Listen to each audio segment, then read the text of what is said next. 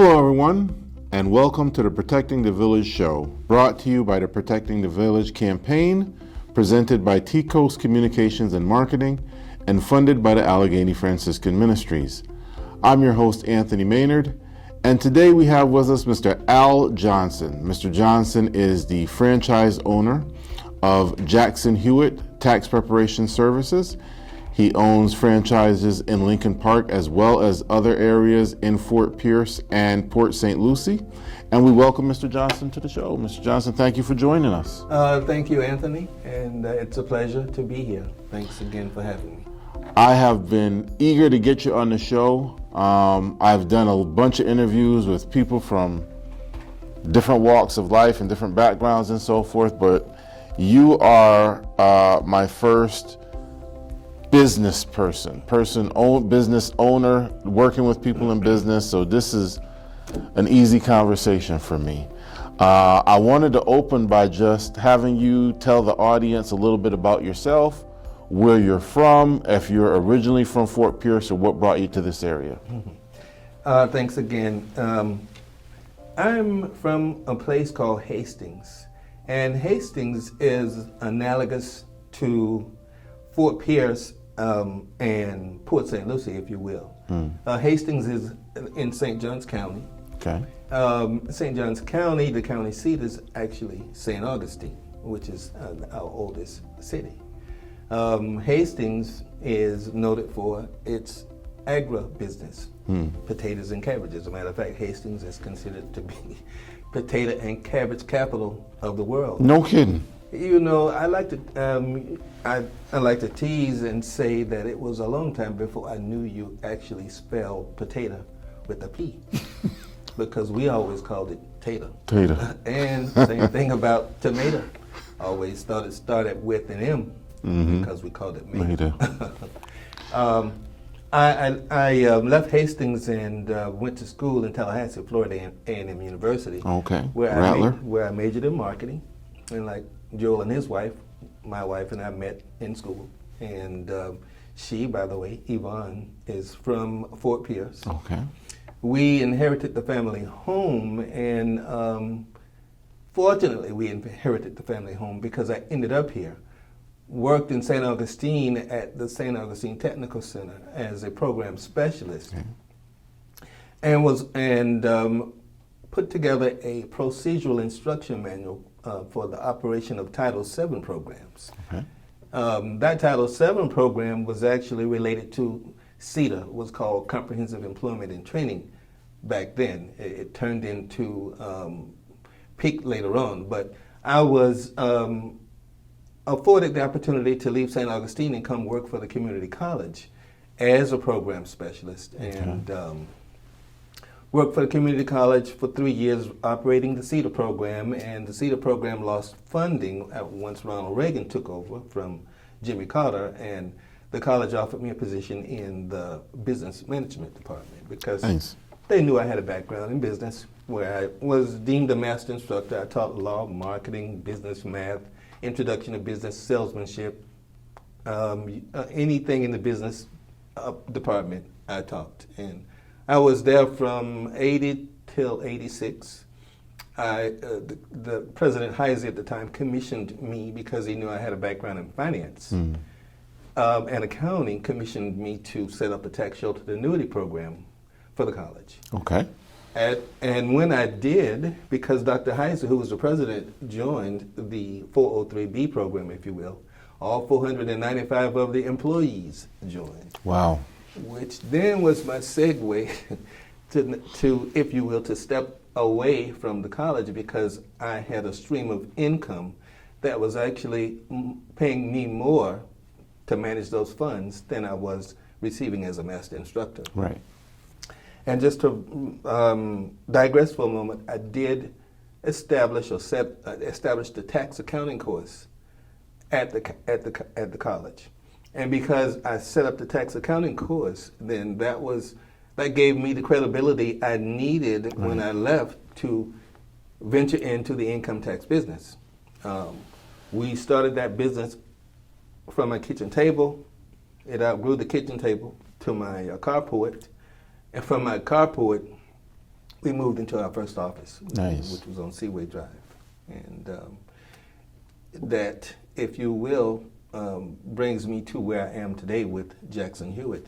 So I started as an independent tax preparer, if you will, in 1987. Okay. Jackson Hewit came onto the scene in 1994.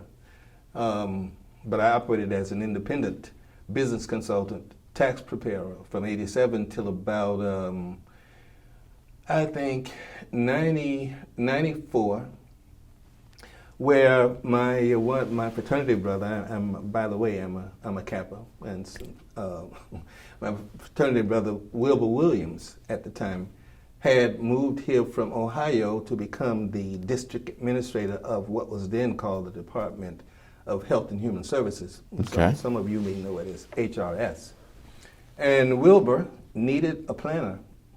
Well, he knew that I had a background in marketing, and he asked me if I would help put together his 5-year plan, if you will. He had a budget of $53 million, and Wow.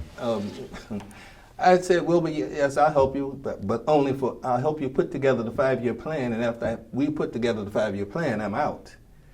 Well, after we did the strategic piece, put together the plan, Wilbur said, well, Al, you've helped me put together this plan. Now somebody has to operate it. Right. And he said, who better to operate this plan than you?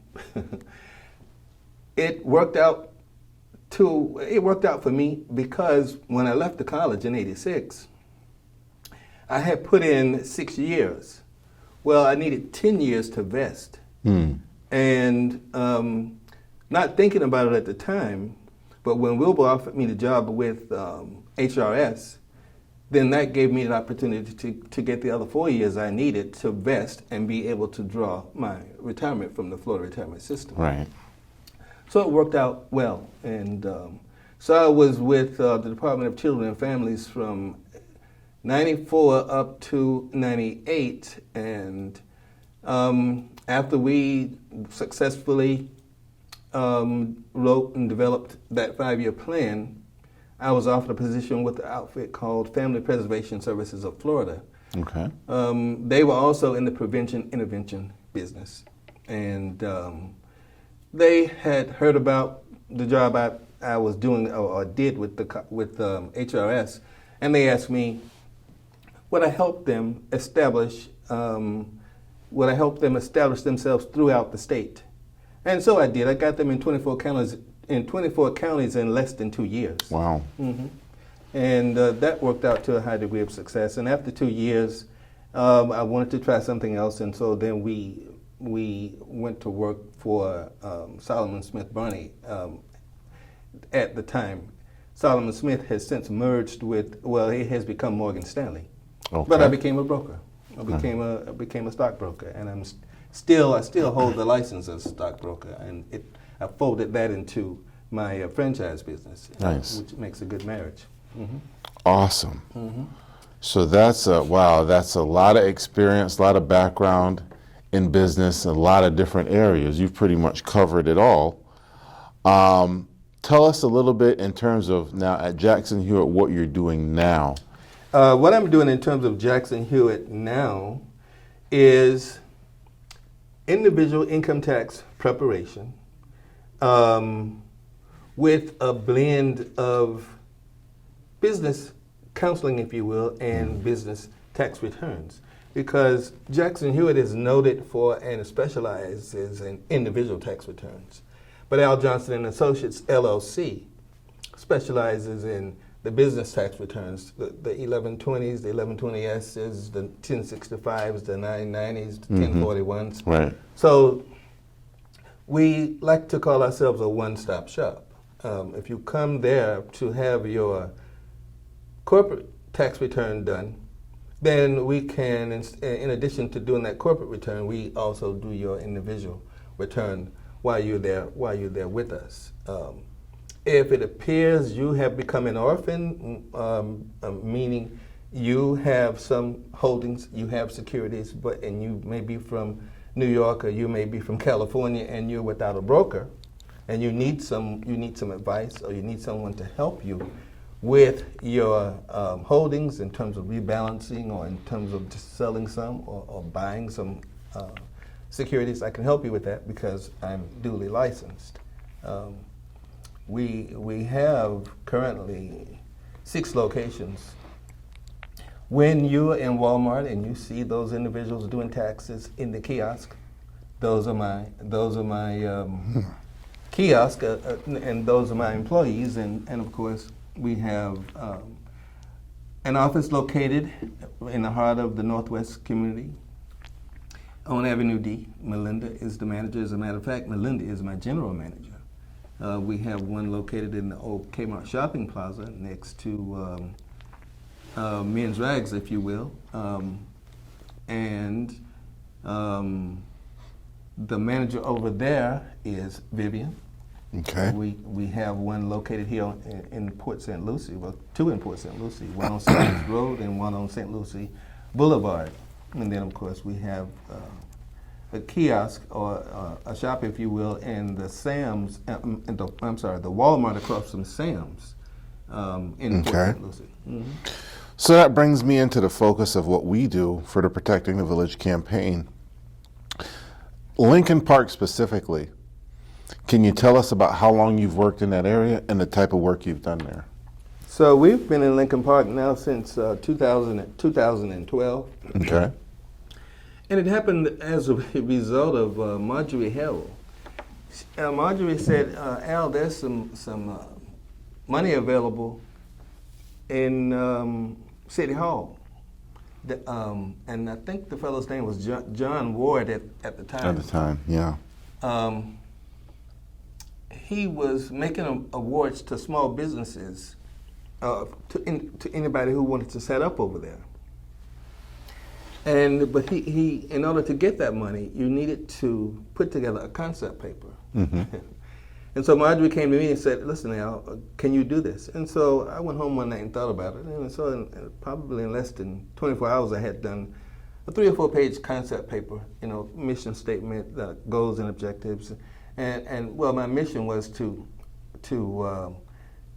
help the area business folk in the Northwest section Sure. become more engaged and to be able to capture some of the money that was available at the state level, the Office of Minority Business Assistance. Because at that time there was 8A money and other dollars available, but there was no incubator, if you will, over there to help the people. And so my job was to help. My mission was to help those area business folk become more engaged. And I thought I could do that through a tax shop. And that tax shop would also serve as an incubator. And for individuals who didn't have someone to help them with administrative things like clerical issues, filling out applications, help financial statements, profit and loss statements, balance sheets, cash flow analysis. We would do that for them. And so my goal was to get an office open by, I think it was October of 2011, and be operational at the start of tax season, January 2012. And the goal was to do at least 300 returns. Right. And to have employed at least 4 people. And so we opened up. Well, I think we did about 450 returns. And the office has been growing steadily ever since. Awesome. And the majority of the people that we do returns for now are from that area. And we do have some crossing over from other places. But no, it's absolutely been a huge deal. Full disclosure, it was a big deal for us. Okay. Because starting off the Protecting the Village campaign, the economic development piece and working with the Economic Development Council was one of the primary aspects of what we did in the fall. And, we started off and we put the information out there, we did our marketing, and we're like, okay, we're waiting on the reaction, and it wasn't as forthcoming and definitely not as quickly as we thought. So we reached out to you and we engaged you in your office there. We immediately got 4 referrals. They all engaged, and that really got the ball rolling for us. So what you and that office does it's really powerful, the impact on not just taxes, but as you're saying, on a business level. You know, one of the things I wanted to touch bases with you on and get you to talk about were some of the challenges that we encountered, because if we encounter them, I know that you're encountering them, where a lot of the businesses in that area, I won't say a lot, but a fair amount, are there, they're established, but when it comes to accessing grant funds, when it comes to accessing some of the programmings that the city may put forward, there's a reluctance and there's some barriers, there's some challenges. Can you shed some light on that a little bit? I think the reluctancy comes from not knowing what one will do with the information. Yeah. When entities over there find out that there's grant money available, one of the barriers that keep them from obtaining this money is their presentation. Yeah. They're not sure how to tell their story, or maybe they don't know how to tell it. They know what they're doing in terms of their business. They know how to make money, but they're not sure how to present what they're doing to you or to the funding source. Right. And when I say present it, you need the financials. You need a profit and loss statement. You need a balance sheet, and more importantly, you need a cover letter. That cover letter explains who you are, what you're doing, and how you do it, right, and how long you plan to do it. It talks about who your clientele is, and it talks about how you go about your marketing. Right. So I call it underground economy. You have a number of people who operate in the shadows, and in order to be able to obtain funding, they have to come out of into the light, yeah, the shadows into the light. But they're fearful of coming into the light because of what it might expose. You know, I haven't done my taxes in the last 4 years. Now all of a sudden, you want me to ask for money? Well, then but what about my taxes? Right, that's a problem. Mm-hmm. So, yeah. And that's just the kind of the tip of the iceberg. You know, there's licensure. You know, they may not have a brick and mortar. They want to ask for money. They want to grow a business. They want to buy a few more trucks. They want to buy some lawn equipment, or they want to open a daycare facility. Yeah. Well, you need brick and mortar. You need to be visible on Sunbiz. You need to be visible with the city, occupational license. You need to have an EIN, a tax identification number. All these things you need, and it is available, but knowing where to go for help, and then they need to know that help is not going to hurt them. That help is actually there to help them. Mm-hmm. Yeah, I mean, you touched on a number of critical things there, and you know, for the viewing audience, just for us to put it out there, you know, a lot of those things, whether it's the licensure, the registering on Sunbiz, registering with the city, getting an EIN, we're talking about activities that are free. These aren't the items where there's a list of fees that go along with it. This is foundational information that the average person can go and access on the internet, get the necessary forms, complete them and turn them in to go ahead and establish their business. But to your point, if you don't know that, and there's no one to take you and walk you along and say, okay, this is what you do at this step and so forth, it'll never get done. And consequently, we talked a little bit about this off camera, where you have businesses that have been operating for years. Mm-hmm. People are familiar with them, they know them by name in the community. Now, whether or not that's an actual business that's recognized by the city and state, completely different conversation. And therein lies the rub. That's where the challenge comes in, because if you're not recognized by the city and state, now you're not able to go ahead and access those grant funds. So that's a great point. I wanted to tie that in now with the pandemic that we're dealing with, because you hear a lot in the news about opportunity out there. We hear a lot about jobs, unemployment, the economy, all of those things as it relates to the pandemic. Can you share a little bit about what you've seen, whether it's from just the tax or business side in general, related to COVID-19 and its impact on your offices and in Lincoln Park? Well, believe it or not, my office has grown by about 18%. Wow. In terms of revenue, in spite of the pandemic. That's amazing. But now, all of it is not because of the wonderful job we do.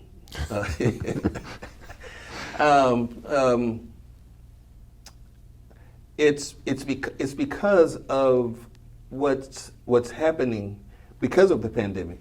For example, with the stimulus. Mm-hmm. Now, the $1,200 and the $600 was based on your 2018 tax return. Right.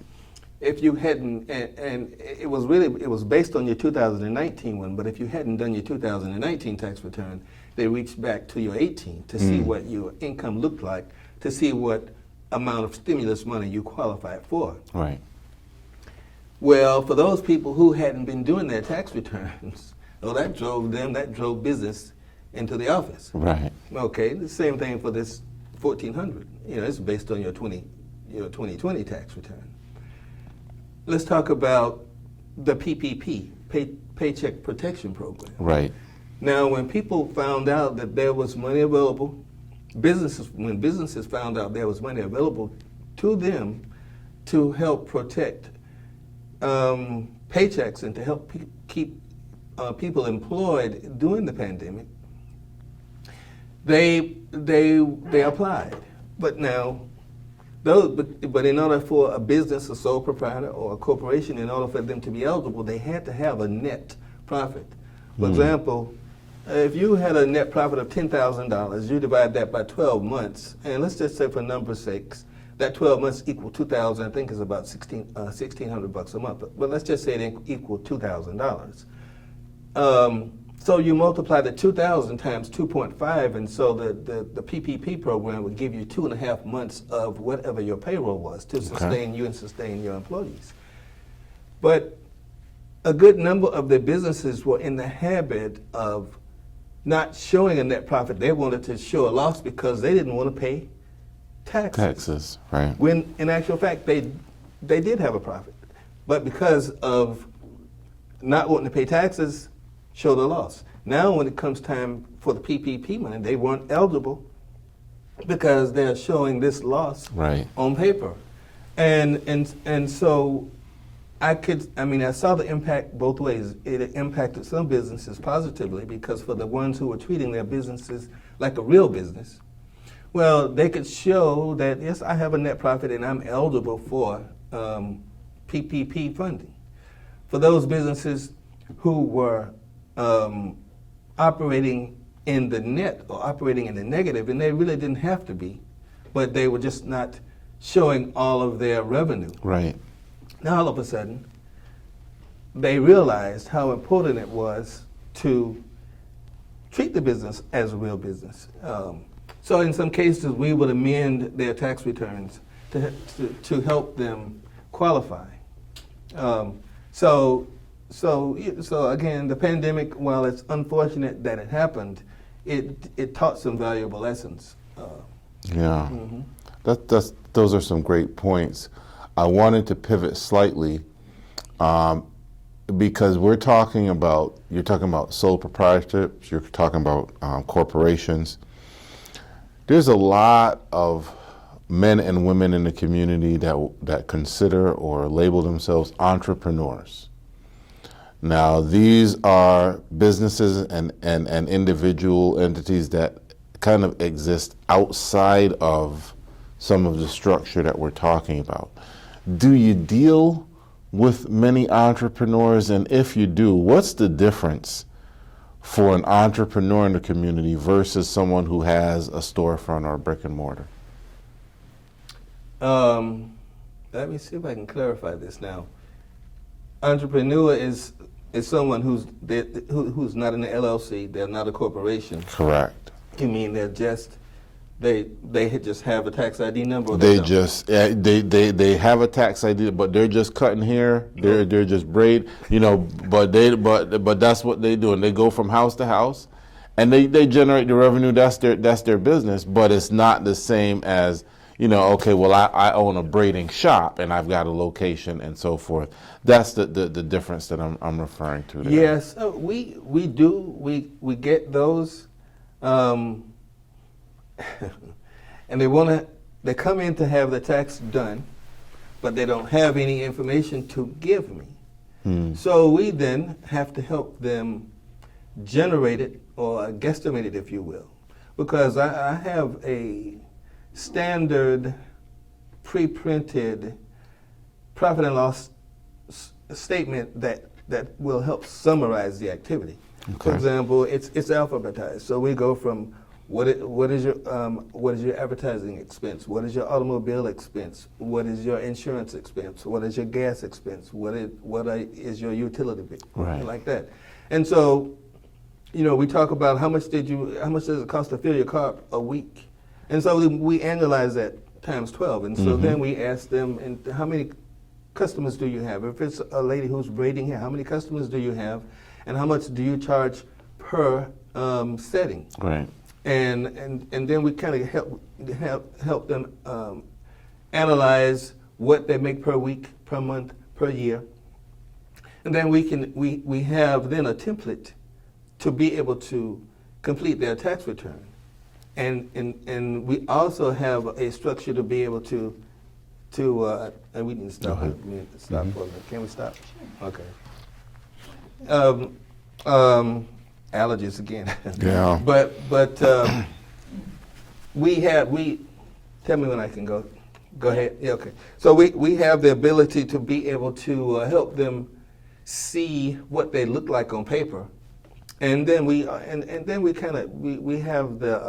they have an idea of where the business is going, what direction they can take it in. Right. And then we start to help them explore sources of funding, and what it will take to get the funding. Because as they stood when they came into the office, they were not in a position to walk into a bank or go to a credit union. Right. Or apply for funding via the Department of Management Services.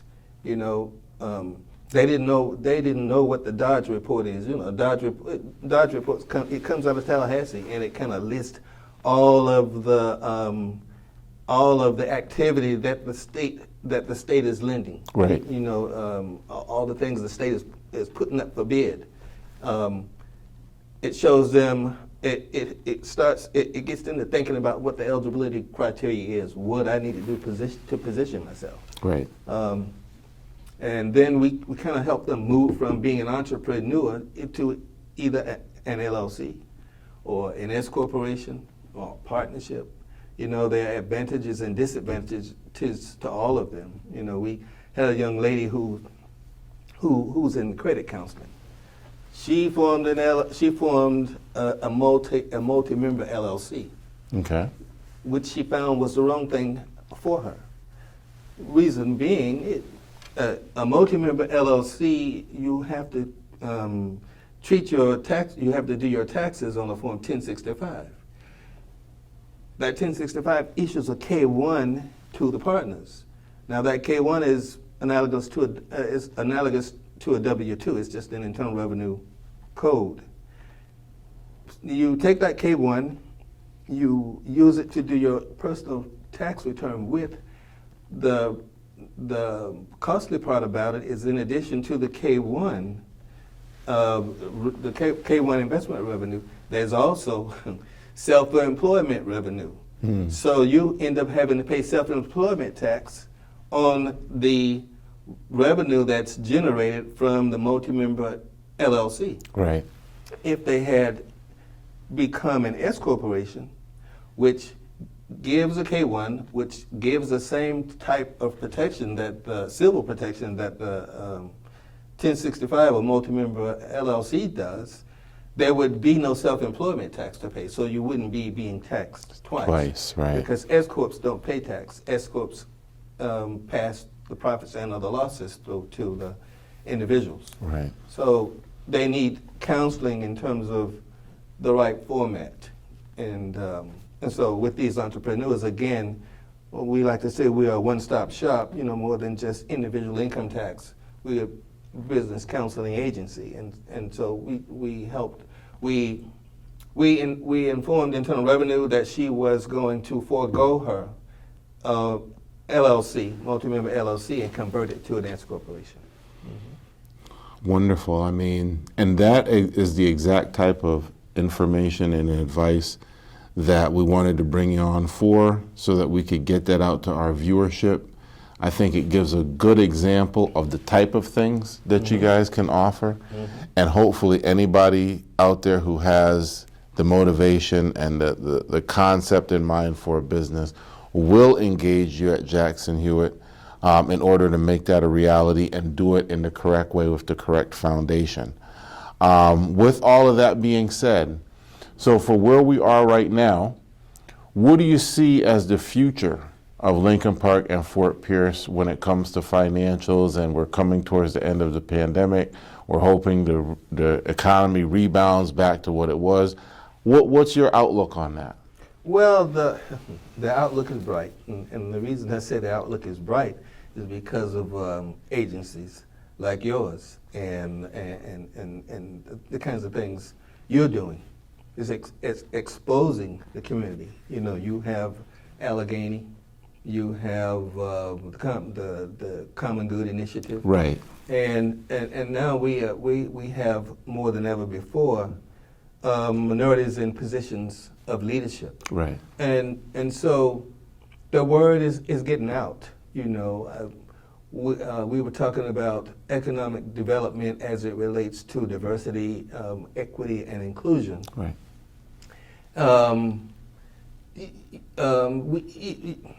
The employability skills, the things that people in the Northwest section need, the resources are there now. And it's just a matter of them being exposed, and it's a matter of us continuing to have these conversations. So I would say the future looks bright. Well, thank you so much for that. And we're going to continue to work with you. We're going to continue to work with Lincoln Park, the entrepreneurs and small business owners out there. We're hopeful that there are some more economic development funds and projects that are coming the way of Fort Pierce and Lincoln Park. And as those things are released and approved, our viewing audience will be the first to know, because we'll be bringing that to you here through Lincoln Park TV.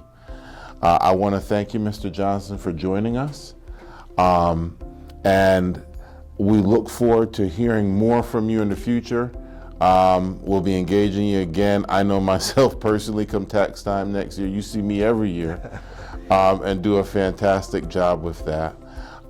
So again, we thank you for coming on, and we look forward to not only what you, the Protecting the Village campaign, but Lincoln Park and Fort Pierce have coming forward in the future in general. I'm your host, Anthony Maynard. Thank you for joining us on Lincoln Park TV and the Protecting the Village show, and we'll see you again next time. Thanks a lot, Anthony.